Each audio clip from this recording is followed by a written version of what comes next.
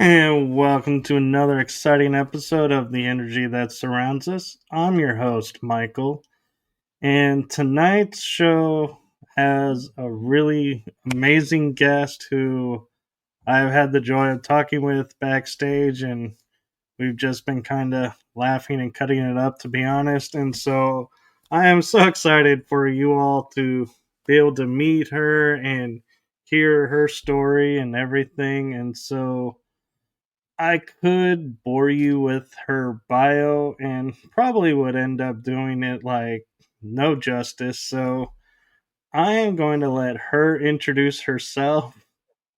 So I'm going to turn it over to the one, the only, amazing, comically lovable Jessiy Hawthorne. Well, thank you so much for that intro. I appreciate that. You're welcome. So, yeah, my name's Jessiy. I've been having paranormal experiences pretty much my whole life. And I guess you could say since I grew up a little bit, I've been researching. I do CE5 events. I do paranormal investigating. I don't like the term ghost hunting because I'm not really hunting anything. I'm just looking for stuff, investigating history and everything like that. Um, I'm also a Reiki master and certified sound healer. And I go to paranormal expos and give people sessions of Reiki and sound healing. I just did a fundraiser for the psychic medium Chris Fleming this past Saturday, and we were able to raise a good amount of money for his cancer fundraiser. So that was a lot of fun. I was happy to donate my time and participate in that and help him out because he's become, a good friend. He's a very, very great soul. So it was a lot of fun. Um, let's see, where should I start? So one of the first memories that I have actually was probably about 5 or 6. So the area that I grew up on was an Indian burial ground, which I didn't know that until almost at high school when I started to research the property, and it was across the street from a golf course, which that whole property was part of it as well. Oh, I see Alicia. Hey, Alicia. Yeah, I did a healing on her back in October. Very So cool. so that's pretty much like the probably the main reason why I had all the experiences I did was because it was a Native American burial ground. Like we would find arrowheads in the creek in the back, or if my mom was gardening or digging a grave for one of our many pets, she would pull up arrowheads or pieces of them. Um, so I think I was 5 or 6, we had woods that were like 2 acres of woods behind the house, and we had two like really big yards. And the one had a creek in the back. I was in back, and I just saw like the top part of the head of like a gray alien, like just up this way. I could see its eyes. And I like was just looking at it, and it moved to the left, it moved to the right, and this is where it gets interesting because I think I remember feeling like kind of freaked out, like what is that? I don't remember running back to the house. I don't know if I did or not. So one of these days I'm gonna get regressed and see if something actually happened or what, because I remember seeing it, being freaked out, and then I don't know what happened. So that was like that's one of my first memories of anything paranormal, I guess. And then the ever since I was young, that area, like I always just felt uncomfortable, especially at nighttime. My mom always told me I wouldn't go outside at night, and if I did, I had to like hold her hand, like clutch her hand. Um, and I actually slept in my mom's bed until I was 13 years old as well. She said that. So since I started being open about all of this, I think it was like November of 2023 was one of my first interviews. Um, since I started being open about it, I've been talking to my mom about everything, and she's like correlating stuff and telling me stuff I didn't even know about. Like she said that there were times where she would find me in my brother's crib, like with my little brother. Um, I know why, because so the house that I grew up in, it was part of it was an old schoolhouse built in like I think like 1901 or 1910. I just know there was 19 and it's a 1 and a 0 or a 0 and a 1. I can't remember which year it is exactly. And then it was built onto. They're called cottage windows, so they're like high up. It like towards the ceiling is where the windows were, not waist height, where how most windows are. And I would see these 8 to 10 foot tall black shadow beings with like red eyes staring in the windows. And so that's why I would go in with my brother, with my baby brother, because I was scared to sleep by myself. My brother and I both are adopted, so we're technically not blood related. So that's another thing that I experienced the entire time I lived there. I blocked it, like my gifts, I guess you could say, out, because now that I'm older and um, understanding a lot more, I guess you could say psychic medium, empath type stuff. That would that would explain a lot of stuff growing up, especially like going to the bar and being really pissed off and depressed and not knowing why. Oh, I'm picking up everybody else's emotions. That's what's happening right now. And they all probably were happy as can be that they were no longer having to feel that. Pretty much. So I don't know, like I used to think, oh, it was demons in the yard, and now that I'm older, I'm like, no, more than likely it was probably like elementals or watchers or something of the land, because it was native land. So they were probably not too happy that we were on the land. And then you got me, this little kid that has these abilities that does not know what they are or how to control them. And I don't know if they were trying to get me to turn it off or if they were tormenting me because they enjoyed it. I have no idea. But I would always see them like on the edge of the woods, peering into the windows all the time.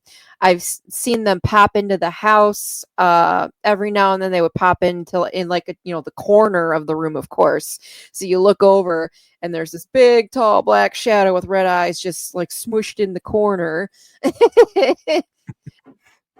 So that would happen all the time. And then God, how old was I?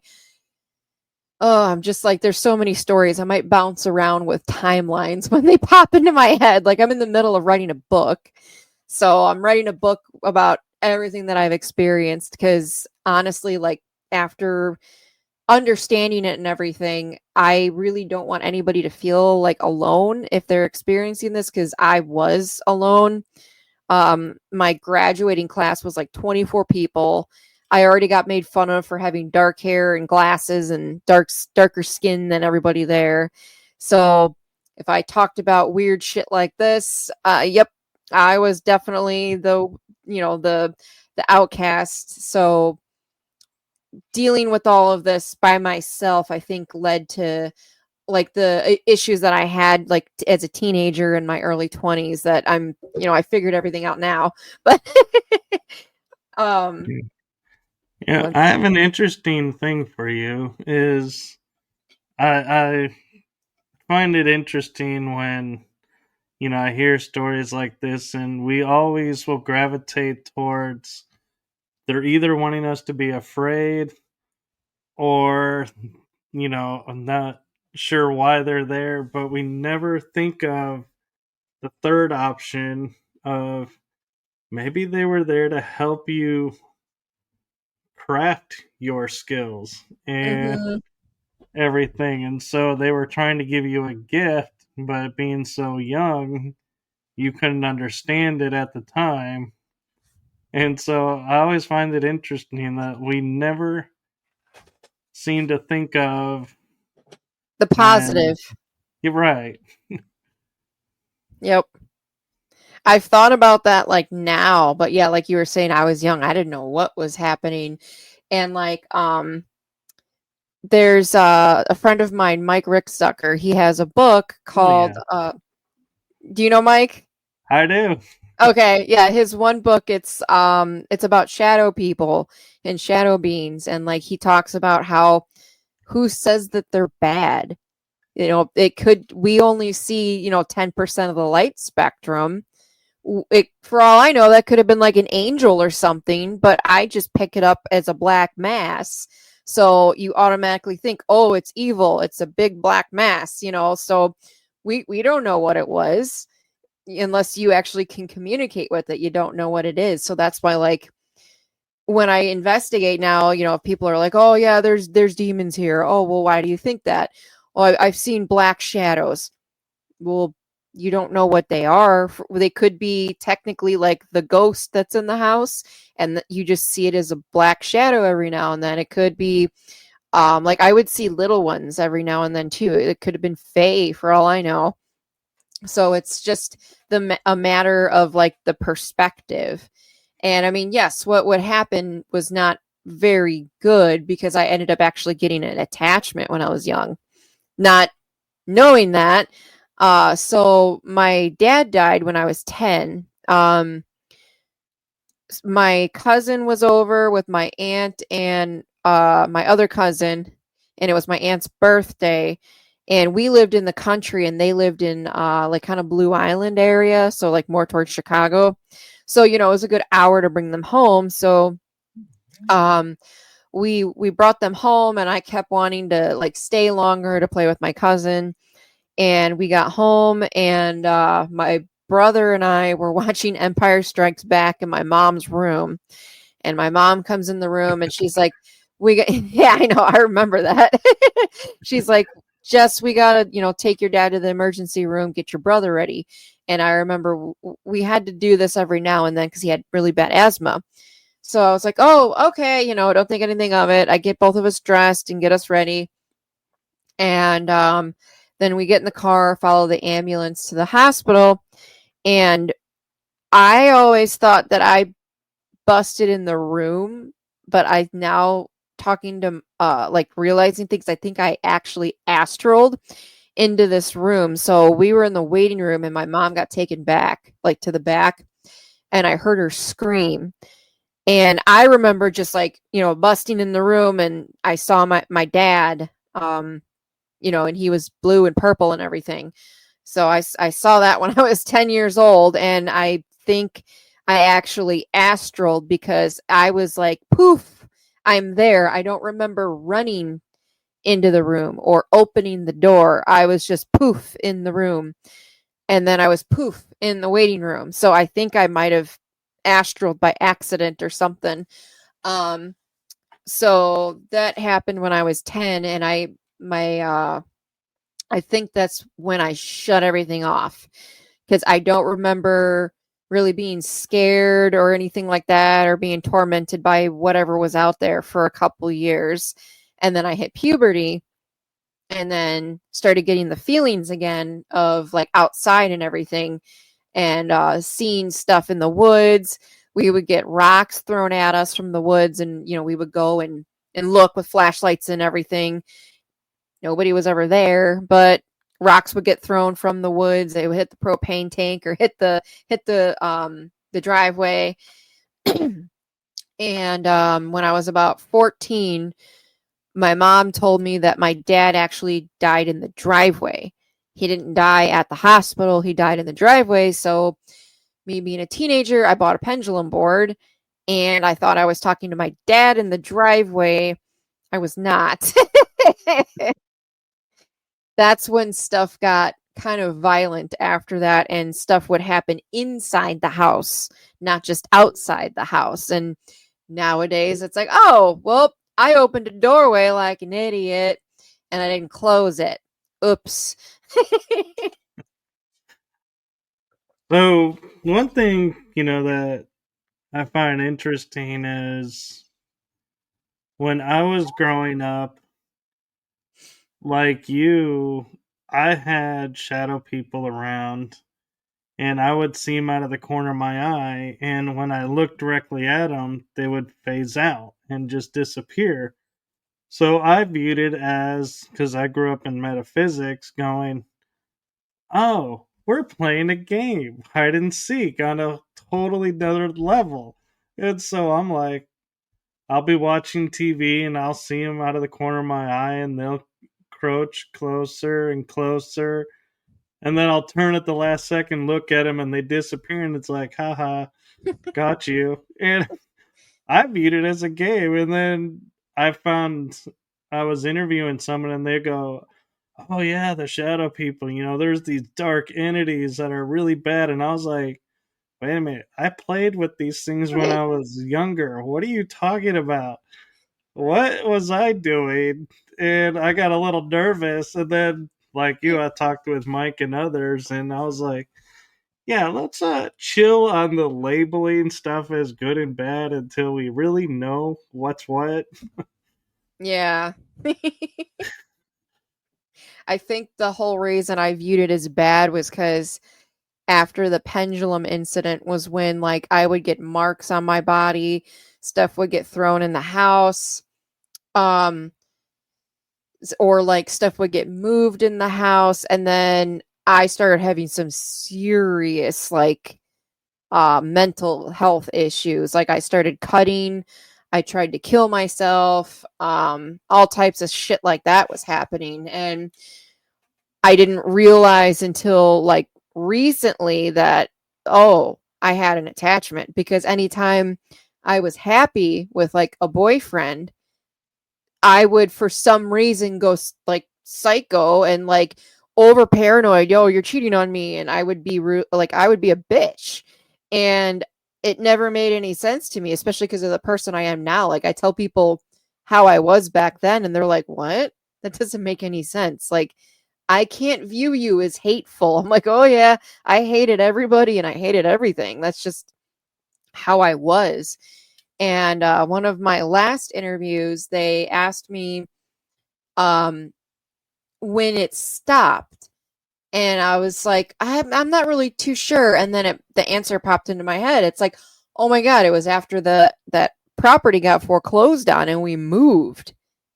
That's when it stopped. That's when like I had no more issues. Like I started thinking positively and I was more happy about life and everything like that. So like that it's just crazy to me that I never really put two and two together, but ever since I've been trying to like piece all of this together, it's starting to make more sense now. So it's like I had an attachment and it didn't leave me alone until the house got foreclosed on and we moved. We moved only 5 miles away, but I think it stayed there. And so this is what's freaking nuts now. So I'm sure everybody knows about the Conjuring house and how the house would try to call Andrea back to it. That's what I'm dealing with right now. So I started talking about the house in November of 2023 and all of my experiences publicly. Like I never talked to anybody about this aside from close friends here and there and my mom. Uh I got a digital camera in like 2000 and like oh god, it was like mid 2000s, and I would take pictures outside and there were orbs everywhere, different colors, different sizes, you could see them move. And like I know there's the difference between like dust particles, quotations, and there's also actual orbs. How that's how I feel because the pictures that I would get, there is no freaking way that all of that was only dust. Like you could see like faces in it. There were like purple ones, red ones, blue ones, like all different colors, and like you could see them like as well, like without photography, like out of the corner of my eye you could see like the glowing of them. So I knew there were orbs on the property. So my mom knew about this stuff. And then another thing, I think it was the year before we ended up having to move out. My mom's boyfriend, he's pretty much my stepdad now. His brother was coming home from work and he had to drive past the house on his way home. And we were all in the house and he called and he asked, "Oh, why is Chris out in the yard?" And my stepdad was like, "She's not in the yard. She's been inside. We've been inside watching TV and stuff." And he pretty much said that he saw a woman in the yard and he thought that it was my mom, but it wasn't my mom. We were all inside. So we were like, "What the hell?" So somebody that he was like into this stuff more than my stepdad, but that was one of the times my stepdad was like, I don't understand how he couldn't wrap his head around it. So he went Yeah. out. He went outside with the gun, like making sure nobody was in the yard. It would So have been funny to see his face if it was mimicking her and being like, do you shoot or do you sit there and run back inside and go, wait, you're here. I just saw you out there, but you're here. right. I don't know what I would do in that situation. Yeah, I don't know if it like it's just weird because like I don't want to say like we were saying like positive or negative. It's like that instance doesn't really have a positive or a negative. We don't know what was in the yard. It's just there was a woman in our yard, according to my stepdad's brother. So it's just interesting to me. And my mom always reminds me, "Oh, make sure you tell that story when you get interviewed next time." And I actually remembered this time. So she knows about the paranormal stuff. She's never had an experience herself, which is odd. But like I don't know. Like she's open to it, but she's never really had the experiences that I did or my first fiance when I was like 18 because we lived there and he experienced all this with me. That was the first time that I didn't really feel alone was because he would experience it as well. Like we would hear like talking in the house, but like they were muffled or like underwater all the time, and we would like go looking like why do we hear talking? There's no TVs on. One of my I guess you could say favorite experiences because it's so vivid in my mind. Um, so we were house sitting for my stepdad when my mom and him were up in Wisconsin fishing. And he lived just down the road. Like I could ride my bike there.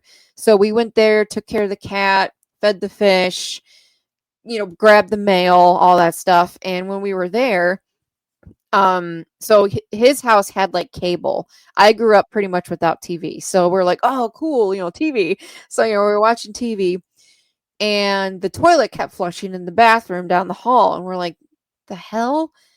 And we go in there and we're like, "Okay, that's weird." And then we heard like banging on the wall in the hallway. And then a book flew off the shelf. And we were like, "Okay, nope, F this, we're out." So we decided to leave.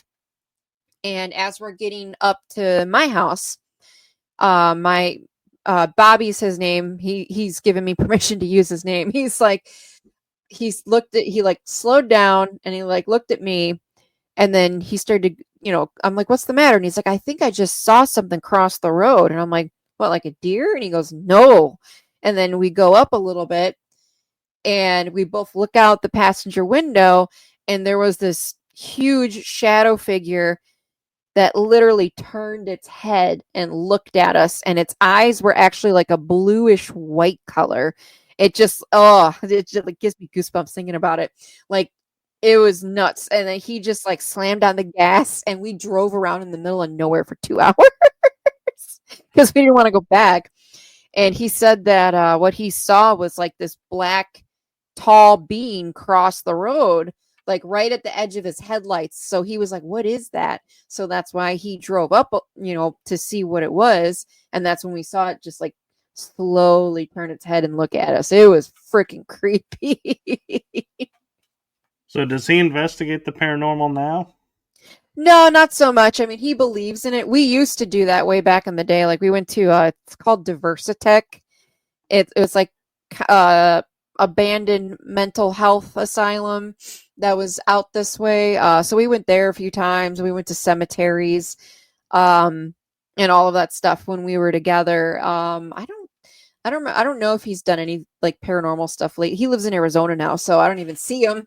But one of the instances that he actually reminded me of, like I vaguely remembered this, but wasn't too like I didn't have the details, and he filled in the blanks for me. So, oh God, what year was it? Probably 2007. I'd like to think 6 or 7. Um, I was just riding my bike around the area, and I noticed this path that went into the woods, and this probably about like a mile and a half, 2 miles from my house. And I, went down it, and it was a cemetery, and I'm like, whoa, okay, this is like there's no road. It's literally just like tall grass path that goes into the woods, and there's this big clearing, and it's an old cemetery, like with older gravestones, and you can tell nobody goes there. Like there's no tire tracks, there's nothing. um and I noticed that a lot of the gravestones looked off to me, and I couldn't pinpoint it. And then I got a really bad feeling, and I'm like, nope, I'm out. And I brought Bobby there, and that's where we saw that the ground was disturbed by several graves. Gravestones were, I don't want, not knocked over, they were like chopped in half pretty much. And then we noticed that there were piles of gravestones in the form of a pentagram, and in the middle there were 4 that were stacked on top of each other with candle wax on it. So we put 2 and 2 together, and we were like, ground's disturbed. There's graves that are kind of dug up. There's a pentagram in the shape, or gravestones in the shape of a pentagram with like some type of altar in the middle. F this, we're out. So we left, and I don't remember how long it was, but we were talking to some friends about this, and they were like, "Oh, I want to go. This sounds cool." And we're like, I don't know. And they talked us into it. And one of our friends that came with was like army guy, like if I can't shoot it and kill it, it's not real type of skeptic. So he came with us with like, a buck knife and flashlights and all that stuff. And then our other friend came with, who was also a skeptic, but was a little bit more open. And so as we're walking there, we kept hearing something next to us in the woods.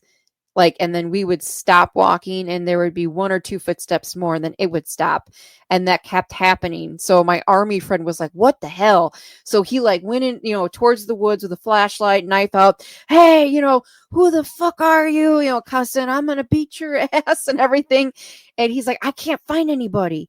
What the heck? And we're like, okay, let's keep going. So we kept going, and that still kept happening. And it was like, he could not wrap his head around it.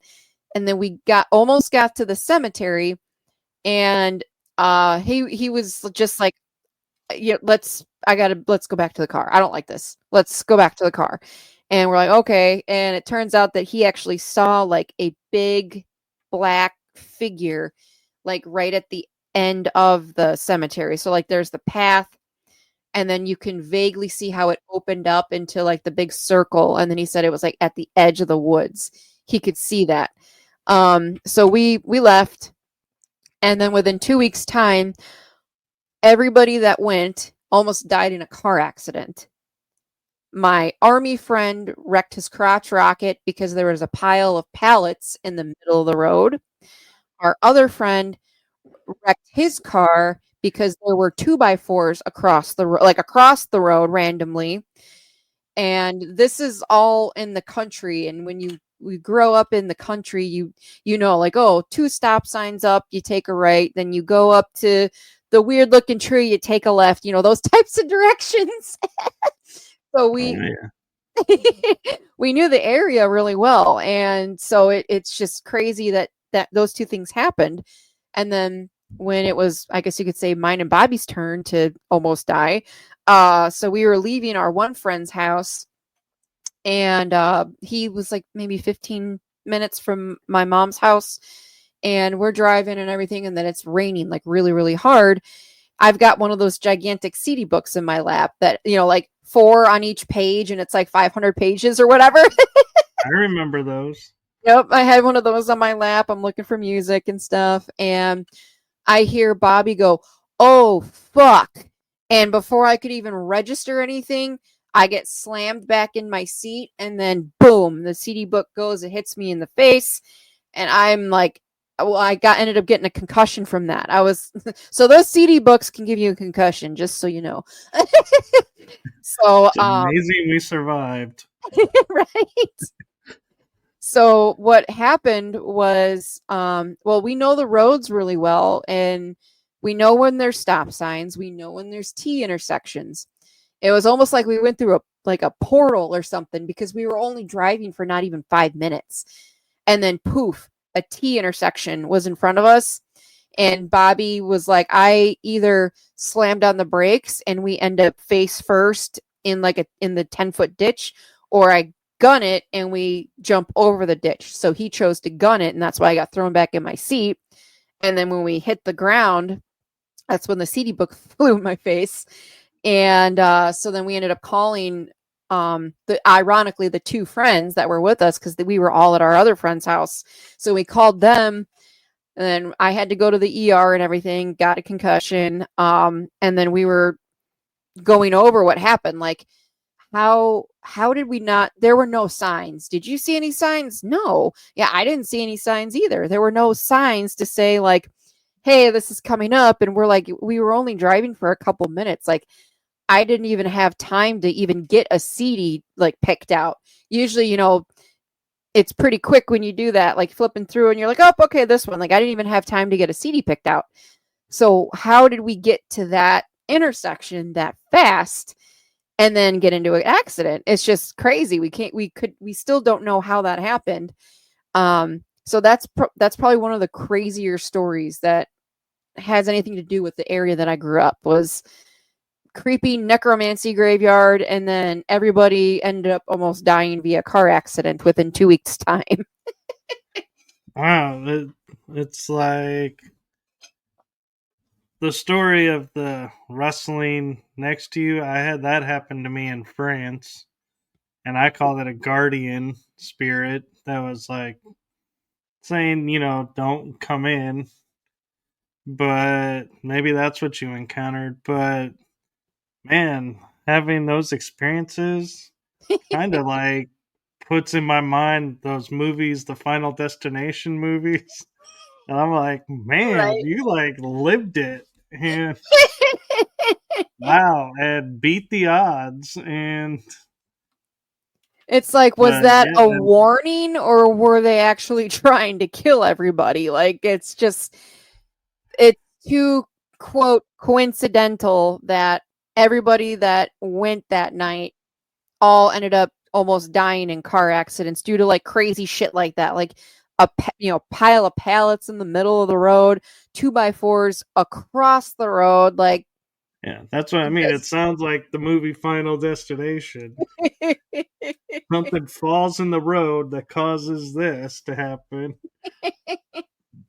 But to me, I get the feeling like somebody at some point done ritual there, mm-hmm. and not the nice ritual either. Mm-hmm. But it seems like maybe they didn't finish it, and so I don't know. I'm theorizing here, but it's what I'm feeling is you're open and you're in tune with stuff, and they're like, wait a minute, we need to finish this. She can sense us. Let's get her and her friends to come in, and we can complete the ritual, even though Right. whoever was doing it was long gone. And so maybe that's what happened is the spirits were left there unattended. And, because like you said, you stumbled on this path that you had never seen before, Mm-hmm. which to me sounds like something invited you in and was wanting you to come in. Yeah. I always got the word watcher always that's the word I would get whenever I would think about that area is like a watcher. And that area actually unfortunately had I don't know if it's still going on today, but there was a lot of like satanistic type shit that we witnessed by accident. And then I recorded EVPs of like chanting and then screaming down by a creek as well. That's actually how I kind of got introduced into the ghost type of stuff because I didn't know it existed. I just thought weird shit happened where I lived. So, And then interesting question for you yeah. is, you grew up on the Indian burial grounds, and you say this was close to your home. Were you still on? Do you think you were still on the burial grounds, or do you think you had left the burial grounds and that's where the ritual took place? So the cemetery was I think it was off of the burial ground because the burial ground was the golf course across the street from us and then our property from what I remember with the research that I did. And then the cemetery, I could probably Google Maps it to get the exact miles, is like at least 2 miles, I think, from 1.5 to 2 miles from where my house was. So, interesting thought that I'm putting together here is, you being on the Indian burial grounds, they can't touch you. So they find the spot 2 miles away to get you. Hmm. And so I feel like maybe they couldn't cross the barrier of the burial grounds because the natives that were there, the indigenous, may Mm-hmm. still been protecting you in a way. And so they were like, oh, this is a level of protection we can't touch because it's natural, native to the land. And so the ritual had to take place off the land. And so they had to get you away from the grounds to get you Mm-hmm. to come to where they were. That's interesting as well. Oh, so like when I was saying about like the house calling me back to it. Um, so I'm friends with somebody that was talking about doing like a documentary about me and that property and everything because it's, like The Conjuring and all the other good quote unquote Hollywood movies about this type of crap. That I actually lived. So he Yeah. was talking about doing that, and I was like, "Oh, okay." And he was like, "So you said that the house foreclosed on and somebody bought it in 2012?" I'm like, "Yeah." And he's like, "Do you know who bought it?" I was like, I don't think so. I've only been back to the property once, and it's still to this day not finished. They redid the house and the garage and unfortunately tore up a lot of the land. So I think whatever is there is not happy about that because my mom would add to it. She would plant flowers and a pear tree and tomatoes, and everything. Like she would add to the land. She never took away from it. But so one day I was in the Facebook group for the town and just scrolling and I saw my property and I'm like, oh my god. And it literally, thank god I screenshot it because somebody took it down like not even a minute after I saw it. It said, does anybody know what's going on with this property? It's becoming quite an eyesore because it's been vacant for a decade. And I screenshot that and I was like, holy crap, nobody lives there. Like, what?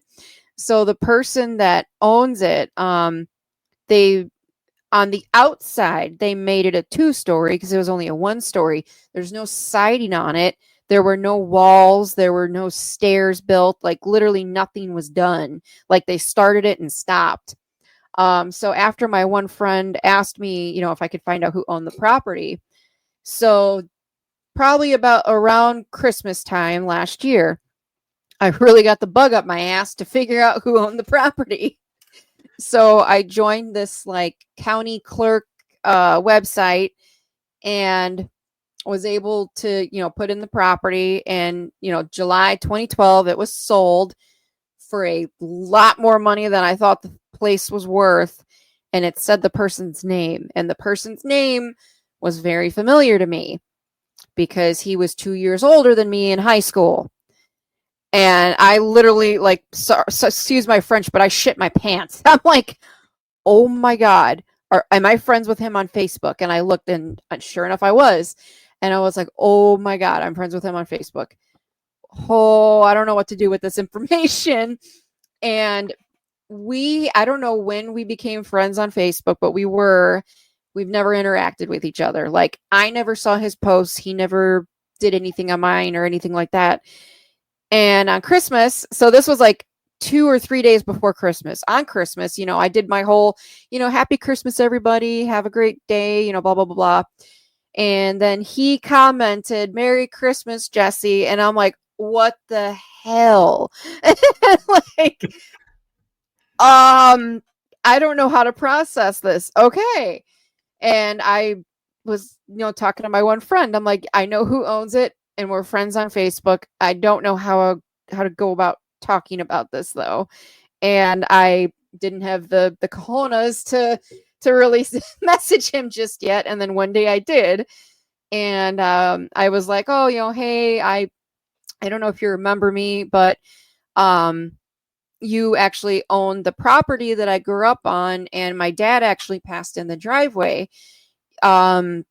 Would you mind if I stop by there from every now and then to, just check out the property and everything? And he messaged me right away and said yes. And actually, I friended you on Facebook because I saw that you're really spiritual. So am I. And I'm like, okay. And like, that's interesting. And he brought up the paranormal before I did, because I'm like, how am I going to like be like, hey, so can I like investigate my old property? I know it sounds weird, but No, like, what you do is you go, hey, have you seen any ghosts lately? You any shadow beads lately hanging around? If what's so, crazy is I can he help said you. that he gets growled at actually. And I Really? was like, really? Because that would happen to me all the time. We would get growled at from the woods and shit. And he's like, yeah, I just growl back at it. And I'm like, oh my God. So he's had experiences on the property and everything. And so we were, just chit-chatting and everything. So I've been talking about the property for like, let's say, so when I talked to him was in like January. So the last year I've been open and talking about this. He told me he doesn't know why, but for the last year he hasn't been able to get me out of his head. He's been thinking about me a lot for the last year. He's not sure why, wondering how I'm doing and all this. And I'm just like, so I've been talking about the property for the last year, and you own it. And now you're thinking about me for the last year. What the hell? Oh, I was sitting there thinking in my head as you're telling the story, going, it's the house. Mm-hmm. It's the house. Like, I don't know if he made a new foundation, because the foundation, that was one of the reasons that it got foreclosed on, was because the foundation was fucked. It needed a whole new one, which is a lot of money. And my mom was a single mom with 2 kids, and she could barely work. So she didn't have the money for that. So I don't know if he built a new foundation or what, but I think everything that was there, like my actual house, is not there anymore. So I think it's the land that's like, I don't know if I don't know, it sounds weird, but it's almost like the land's calling me back to it. And there's been one time that I went back at nighttime with my current fiance, when we first started dating in 2015, Christmas, ironically. I was like, oh, I'm going to drive you past where I grew up. So when I talk about it, you have an idea. So we drive past it, and I was like, yeah, that's, the one yard. This yard had like the sky fort and stuff. That's not, I didn't grow up in the 2-story. That's still not finished. That's what they're doing right now. And then we drove up, and I was showing him the woods past the 1 yard. And I was like, so that's where Bobby and I saw that figure look at us, and I'm telling him this shit. And then I drive up a little bit more, and we're both just looking out the window. And then I saw one of those goddamn shadow figures, like 50 feet from the car in the middle of the cornfield. And I like hit the gas, and my fiance's like, what the hell, babe? I was like, I saw one of the shadows. Holy crap. They're still there. And he was like, whatever just happened, I got goosebumps. And I don't know why, but I got goosebumps. Man. So I have yet to go back at nighttime. I need to conquer the fear. That's for sure. I want to go back during the day. Like, me and the owner have discussed getting together at the property and chit chatting and stuff. But it's so crazy, excuse my French, but like, it's just the coincidences or synchronicities are a little too prevalent, if you ask me.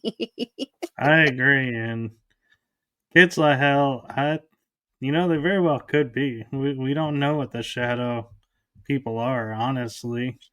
And I'm sitting here kind of laughing in my head because I've been known to be like extreme like tests for relationships, but not like you. I have never like gone and been like, okay, so this is where I seen this. This is where this happened. This is where this happened. So, are we having a second date? It's like, wow. Lay it all out there. Fuck it. Oh, So, God. I'm kind of curious a little bit, and it's a little sidestep, but to something else that you do that you mentioned. But I'm wondering your experiences growing up on on the burial ground and everything. Do you think that's what opened you up and brought you to experience and gravitate towards sound healing? Maybe. So I guess you could say a lot of it's thanks to my mom, because she's always loved crystals. So I shared that. And I always had the ability to, heal. I would be dating somebody, and they'd have a headache, and I put my hands on their head, and they'd feel better. I never knew that there was that was a thing. I have Yeah. that. And again, the universe is funny. So in December of 2019, so my mom lives a good hour and a half from where I'm at. There's an area that's kind of in the middle called Tinley Park, which you're from here. Tinley Park, Orland area. Right. Yeah, so that's our halfway point. So usually we meet up at like Cracker Barrel or one of the restaurants in that area. One of the restaurants. Everybody meets up at the Cracker Barrel. So we'd meet up at a restaurant, but this day she called me and said, oh my God, Jess, there's this crystal shop that I just happened upon. It's really, really nice. The owner said he's going to stay open late till you get here. Here's what it's called. I was like, oh, okay. So we went, and I was looking at everything. He had a lot of cool stuff. And I was having a lot of anxiety back then, like not sleeping and like panic attacks all the time. I can't And imagine why. right. So I asked him, like, oh, what crystal do you think would be best for that? And he goes, oh, amethyst. I'm like, okay. And then we're talking, and he looked at me. He goes, have you ever heard of Reiki? And I'm like, no. Why? And he goes, so Reiki is a form of universal healing energy. We have a Reiki share here once a month. So the next one's next Wednesday if you'd like to come. And I'm like, well, how does it work? He goes, you come and you meet everybody. And since you're obviously not a practitioner, you can have people do Reiki on you and see what you think. And I'm like, okay. So I showed up, and that's how I ended up meeting so many of my best friends that I have now. I got a session of Reiki done, got the good goosebumps, not the haunted shit goosebumps. So like I got the good goosebumps and I was like, "Oh my god, this is awesome. How do I learn how to do this?" So within a couple months later, he's like, "Oh, well, I teach it." And I'm like, "Oh, cool." So I got my level 1 certification in May of 2020, and then I think it was that September or October I got level 2, and then about a year later I got my master level. And then I've been a musician my whole life as well. I played the flute and everything from 4th grade until I graduated. I think I'm one of the few people in my class that was in band and chorus the whole way through school. So I've always liked music. My mom got me a guitar for my 14th birthday. I was, in metal bands and loved metal music. So I've always had the knack for music. And then I found out about sound bowls, and I was like, oh, these are awesome. I went to like sound baths and it felt right. So then I guess you could say I added that to my repertoire. So I have 8 crystal sound bowls, and then I have a couple smaller metal ones. So I use the metal ones during my sessions because I could put them in my hand, and I go over people with them. And this past Saturday, that's literally what I did. I did 15-minute sound healing sessions for it was like $20 that all went to Chris Lemming's fundraiser. So I did several of those on Saturday, and a lot of people had a lot of good things to say about it, so it was cool. But that's how I got into the Reiki and sound healing. It was kind of the universe, like, oh, there's just crystal shop that my mom just happened upon, and oh, he's just gonna stay open late for me, and oh, he's asking me, do you know what Reiki is? Love how the universe works. Mm-hmm. And that's So, being a flute player, do you ever dabble in like native or Peruvian flute music? oh, I love it. I haven't been able to. I want to get like an actual legit Native American flute and learn how to play it. I have a friend who has almost any type of instrument you can think of, like all types of. She even has a didgeridoo. Like Oh, she has, those are cool. she has everything. But yeah, go dabbling into Native American music is something that I want to learn how to do more. I also practice shamanism as well. I've taken a couple classes for that. And ironically, growing up, a lot of people, well, I got asked a lot when I was younger if I was native. I always said no because I didn't know what they meant. But I always knew how to find water, what footprints were what footprints, like animal wise. I knew what game trails were. Like I knew a bunch of shit I shouldn't have known when I was younger. You could track. And yeah, like putting all of that together, it's like, oh, and then pretty much finding out that I was native to the East Coast, like on the East Coast in a past life. All of that fit together and made sense. Like when we were out east, I felt like I was home. It was a different type of feeling. And then we were on this mountain and never been there before. And we're just, walking up this really steep, rocky trail. If you take one step too far to the left, guess what? You dying. So it was very dangerous, but we were going up the trail, and I think I had a walk-in, like a soul walk-in or something, because before I know it, I'm looking down and Steve's nowhere near me. That's my fiance. And he's like, babe. And I look up and he's like far up, like 100 to 200 feet up the trail. Like I went down the trail, and he said that it was like I just like something switched in my brain and I just started literally like hopping down the trail like I've been on it a million times.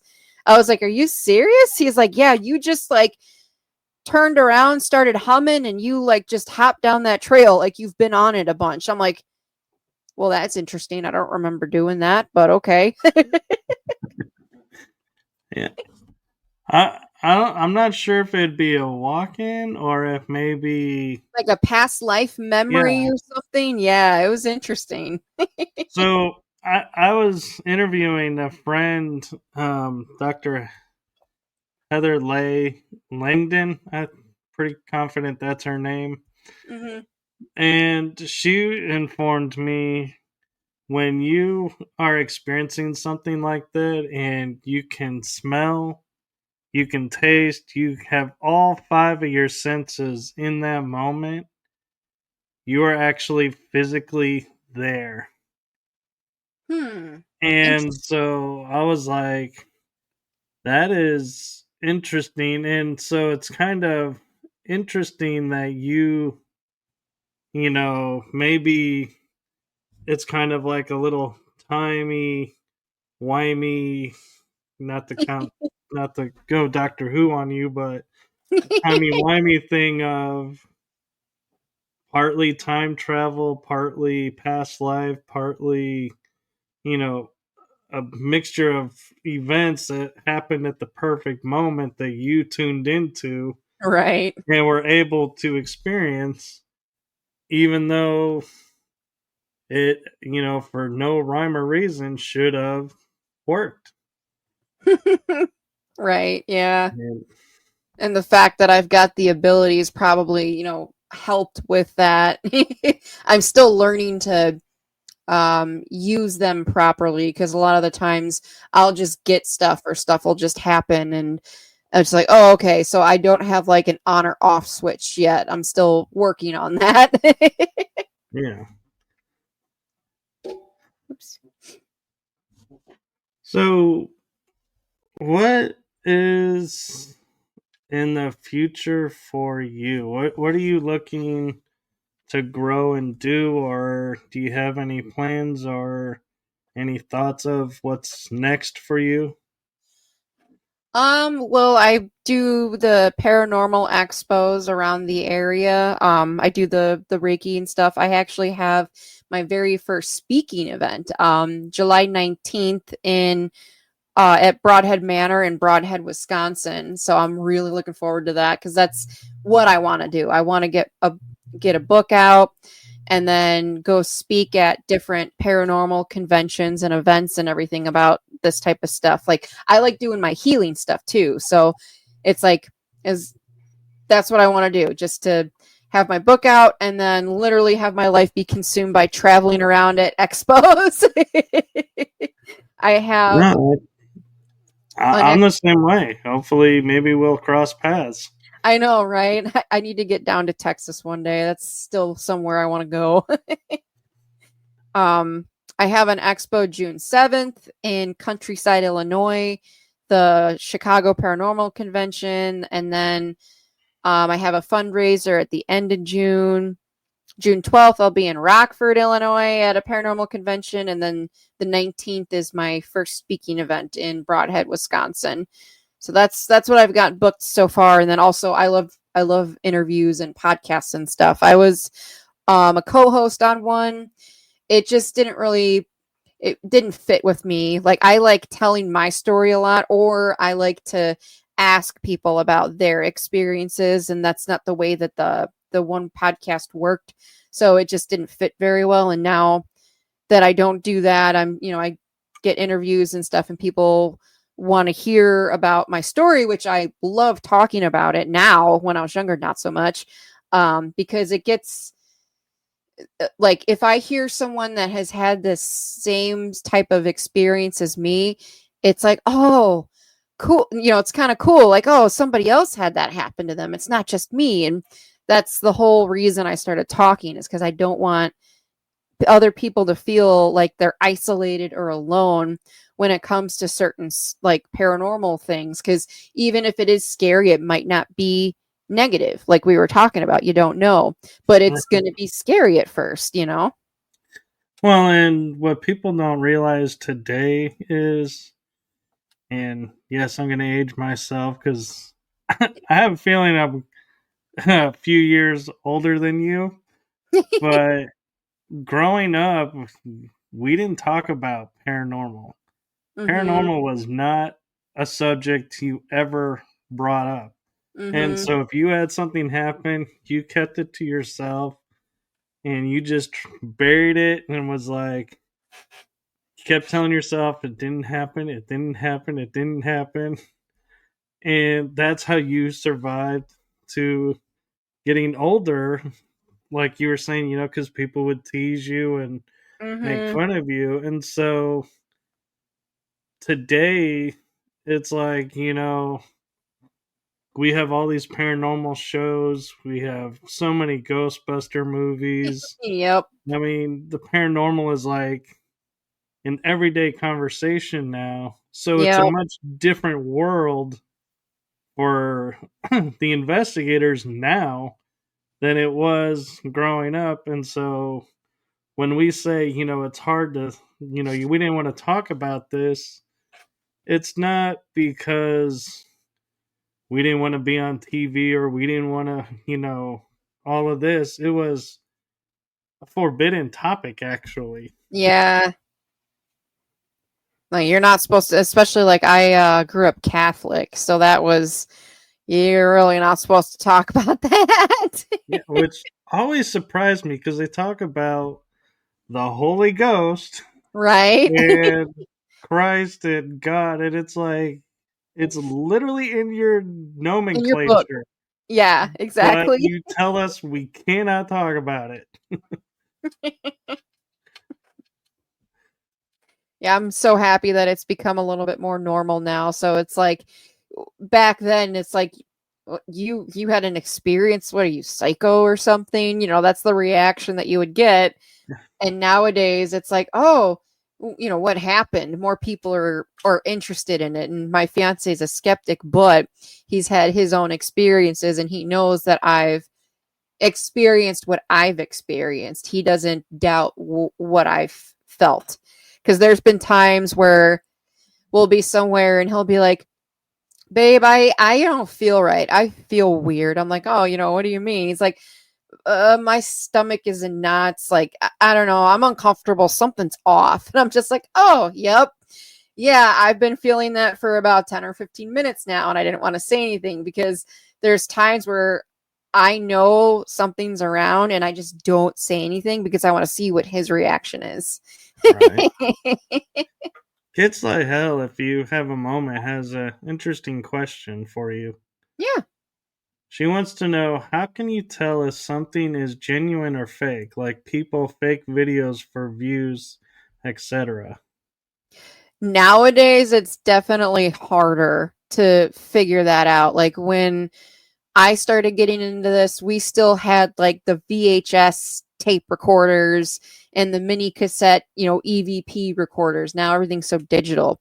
Um, it's all like there's people that still think the Patterson Gimlin film is fake. There's people that think it's real. I know it's real to me. So the best way, I guess, is watch it over and over again. And then you could also put it into different like groups and have some people can pick it apart. I have a friend that is very good at that. So it just depends on what the footage looks like. And then also, since I have abilities, I tend to just know if it's fake or real. Like there's been some videos that'll pop up, like UFO stuff, especially because UFO is another specialty of mine. People will be like, oh my God, look at this. And I'll be like, that was like created. That's not a real UFO. And then I'll have ones that people think they have a UFO, and unfortunately, it's like lens flare or something. So it all just depends on how it looks, I guess. And then, like I was saying, if you aren't sure, there are plenty of groups that can actually look at it and pull it apart if you are interested in doing that. Well, and one thing too I would add to that is if you look at it and you look at this photo and go, this is something I could make that, chances are it's probably fake. Right. Yep. If it's something you feel like you could recreate or you've seen very similar to it on like a show where someone's showing how this is done, chances are they probably watched the same thing and just trying to do a little shinier look to it to make it try to be less obvious, but Right. you Yeah. still have a little bit. But my general view is kind of like you were saying, if your intuition says it's real, go with it. If your intuition says something's off about it, something, trust it. Something's off about it. Doesn't necessarily mean it's fake. It just means there's something being like cut from that image that they didn't want you to see. So it's like there could have been like, talking about a UFO, there could have been a UFO and they caught a shadow and they cut the UFO out so people will have more belief in it. Does it make that photo fake? No, but it's not a true photo either because they removed part of the image. Mm-hmm. So it's being It's fake a or real. slippery slope. It is. And so, what got you into UFOs since you went My there? book actually about that. Oh God, what's up? Oh, Did I freeze? you froze for a brief second when I was asking. Since you brought up UFOs, what got you started in that? I've seen them my whole life. Like growing up in the country and sky watching, you knew there was different stuff up there. So I've always been fascinated with that, as well as like those were the books I would grab at the library, like UFO, ET species, and then in 2020 I watched Close Encounters of the Fifth Kind, Stephen Greer's film about CE5s, which that's what it stands for, Close Encounters of the Fifth Kind. So I started doing CE5s, and I've seen some amazing things doing that. So that's like, I have a group that I guess you could say I'm the leader of in the area, and we go out to the country and see what you can see what we see, whether it be land based or up in the sky. So it's a lot of fun. I enjoy it. Yeah, are you one of those groups that's shining the lasers into the sky? Well, to an extent, I have rules with that. Like, use it to point out what you see.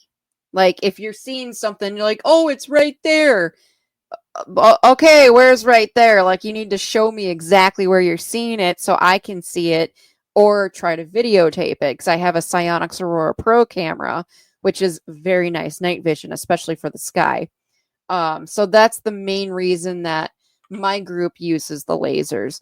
And we also use them, like, if we are pretty sure that it's a craft, we'll use it to blink, like, blink at it 2 times, and then it'll blink at us 2 times. So those are the reasons we use the lasers. Yeah, because ironically, I was watching a TV show, SkyMed, and it's about bush pilots that are the medical pilots in the bush country in the north and Alaska. And these kids shined a laser and blinded the pilot, and it was like Oh, several months before he got his sight back. And I God, was that's like, horrible. and I always took the opinion, these crafts travel through space and interdimensional pathways. Do we really need to shine a laser to say hello?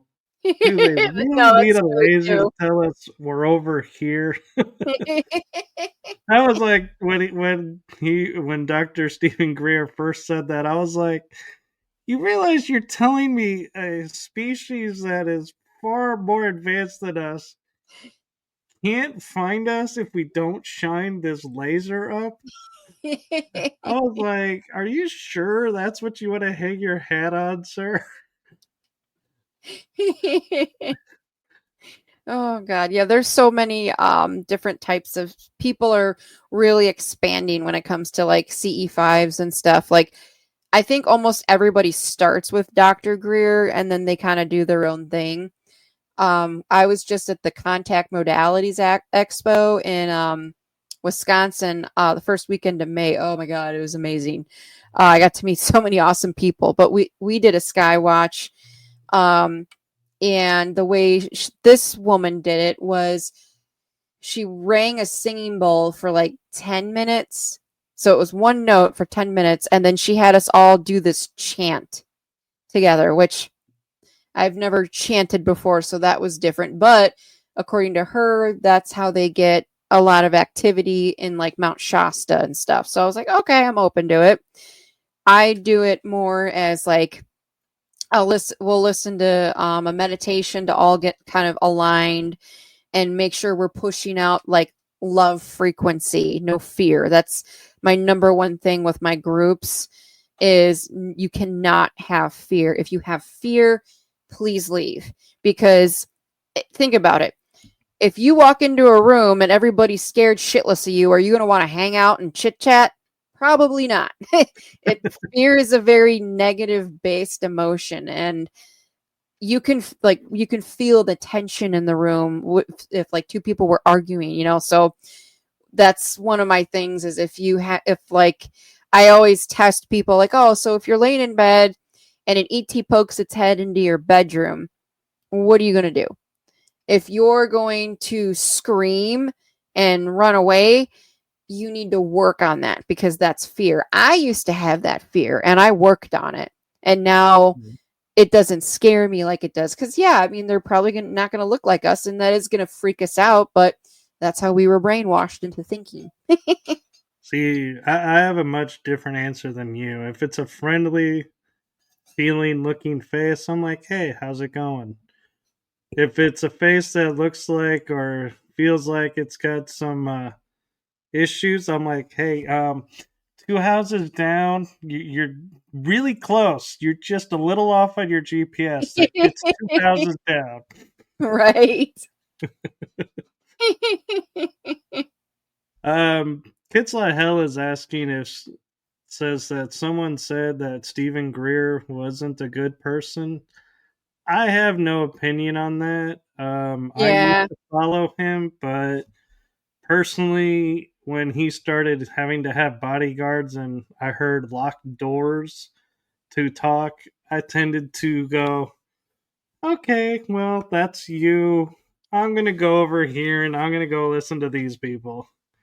So I So, do have a friend that got healed at one of his events and knows him. So so I'm very first or second person based. So if the internet says somebody's a bad person because of XYZ reason, okay. But if I know somebody that knows said person, I'm going to believe that first.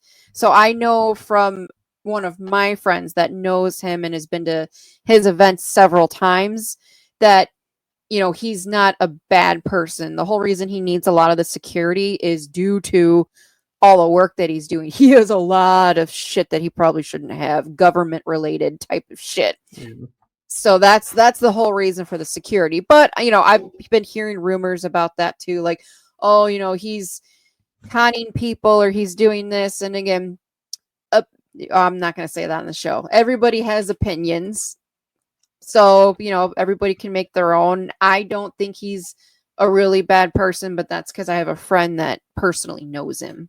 So everybody's entitled to their own opinion. All right. Like I said, I don't have an opinion. It's just I go by if the information resonates with me, Yeah. I'll hang around and listen and share it. And if it doesn't resonate with me, it's not saying the person's bad or wrong. It's just not I'm not at that level or not at that space, and so I choose not to engage. And I would rather people, if they don't like what I'm saying or you're saying or anybody says, personally, I feel like the better thing to do is just walk away Mm-hmm. and go about doing whatever you're going to do. There's no reason to badmouth anybody Mm-hmm. or make drama. Yep. We already live in a drama-filled world. We don't need more. So, Exactly. like, I even got in the paranormal field because I thought this would be a drama-free world. Same. And I've been Yeah, finding out the opposite. It's like, yeah. oh, come on.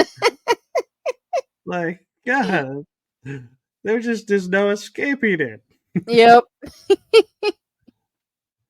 But Oh, God. again, I even when I get it in the paranormal field, I choose not to engage it and just I'll listen and then I'll just be like, okay, I'm here to do this. This is what I'm doing. So you can tag along or not, but that's my take on the drama in the paranormal field is I don't engage it unless I have Yep. to.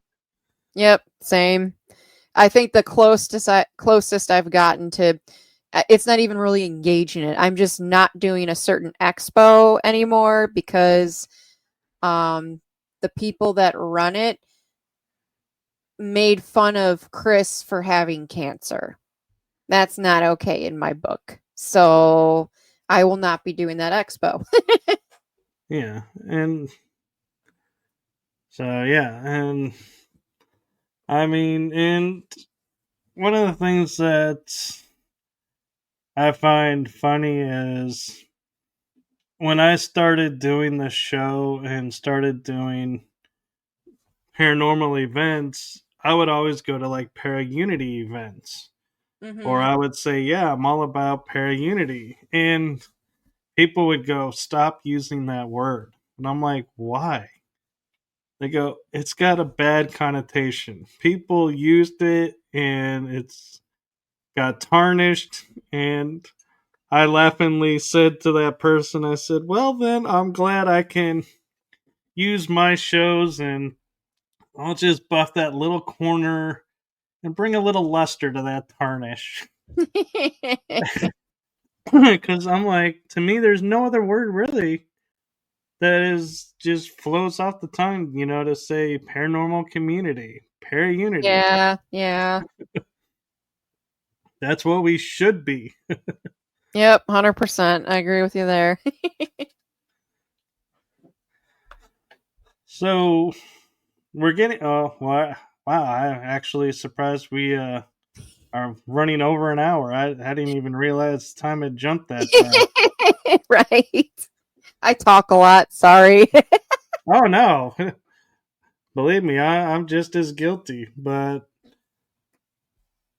I'm curious. One last thing with something that I get asked a lot when I do shows or interviews that I think is a really important question and is something I think a lot of people benefit from is from your experiences, what advice and what knowledge would you want to pass down to the next generation of paranormal investigators coming up the woodworks? Um, well, kind of like what we talked about, don't judge a book by its cover. Don't think every bump in the night is a demon. Try to do your own research on stuff. Don't just believe what other people have said. If you go with your gut instinct as well, everybody has a sixth sense. So if your gut is telling you to leave, then you should probably leave. It's you don't know what is why you're getting that feeling, but every time I've actually left when my gut said to leave, nothing bad ever really followed me home. So so that as well as knowing that speaking out is a lot better nowadays than when you and I were younger. So talk about the experiences that you've had because since I've been open about all of this and public about it, it's been very healing for me as well. So it's like I'm healing these wounds I didn't even realize that I had because I'm talking about this and accepting of it. Yes, a lot of it was kind of negative growing up, but it made me who I am today, and I don't regret that. So always trust your gut. make sure you do your own research. Just don't believe what other people say, and don't think everything's negative. Are probably the top three things I could think of. No, that's true. And the only thing I would say though about that is if you get a bad feeling and you're feeling like don't go there, don't probably not go. Turn around and go. There's no probable about it. Even I will go into situations and I'm like, okay, I'm really feeling uneasy. I will turn around and I will go outside and I will take a break and leave. Yep. It's not a question of fear or needing to stand your ground. It's you don't know what's there. And Hmm. so you don't need to take everything on. So, yeah, I mean, like you said, trust your gut, trust your instincts. I mean, they've gotten you this far. Why would they fail you now? Right. But yeah, so thank you for sharing your stories and your experiences with us. Yeah, of course. I had it. Time did fly. I've only scratched the surface too. I know there's like so many more things on your bio that I was like hoping to get to, and I was like looking at the clock and going, "Oh my god, we ran out of time." And so I would love to have you back on. Oh yeah, I'd love to come back on and talk about more stuff. So we'll have to see about when we can get that to happen. And I want to take a quick moment and, on a side note, in the chat room, they're talking about a conference coming up that I'll be speaking at in July. It's a full disclosure conference in St. Petersburg, and the dates actually are July 15th through the 18th. So tickets are available. So those are the dates. Thank you to Derek for sharing what he has there for it, and I'll be meeting him there. And anybody else who wants to come, I do believe it will be streamed Kids Like Hell, but don't quote me on that because I believe Brian said they are going to stream it, but I will let you know, and I will, when we get closer, I will do some shows promoting the conference with more details. So thank you, everyone in the chat room. Thank you, Jessiy, for Yeah, thank you. sharing your night with us. And so, wherever you are in the world, make it a blessed day and night, or, if you're asleep, feel free to subliminally wake up, find this episode, push play, hit the like button. It always helps. And, oh, there he's giving some info that'll help people with it. So, there you go. So, thank you, everyone. Have a wonderful night, and we will see you on the next episode. Good night, everybody. Thanks for tuning in. Yes, and thank you again. This was so much fun, and thank you for trusting me with your stories. And of course. Thanks for having me on. Everybody have a good night. Yes, good night, everyone.